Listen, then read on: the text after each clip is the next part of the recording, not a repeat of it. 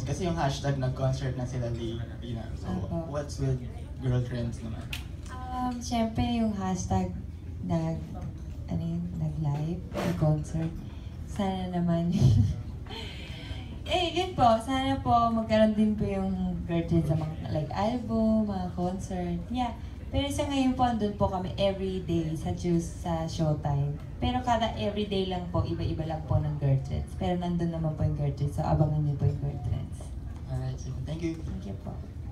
Ayan. So bago tayo mag-close, final question na lang. Maybe you can tell our friends from the press kung ano yung pwede nilang asahan, i-expect sa Langit Lupa naman. Baka you can talk about something about your role, kung kumusta na yung taping nyo, ano na experience nyo.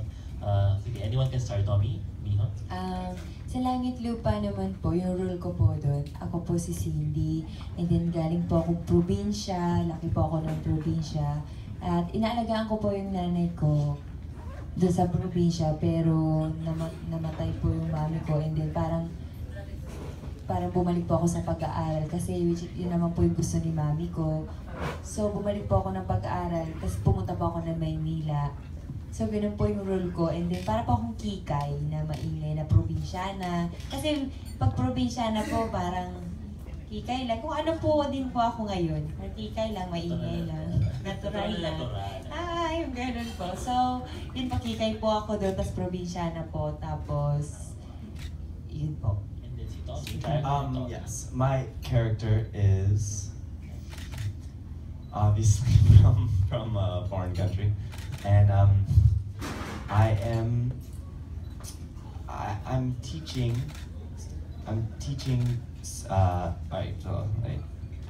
So my character, basically, I'm a happy-go-lucky guy that just wants to have fun, and I don't really take too much things serious. And my sister is special, and the thing is, she ends up passing away, and because of this, I had a very strong bond with her. But then, since she passed, I took on this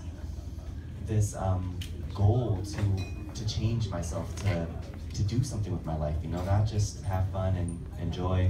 So I went to school to train in special education and teaching, and I became a tutor. So I come out here and I end up tutoring her princess, but is it how they related? I forget. But I ended up tutoring Princess, and she just happens to be there all the time.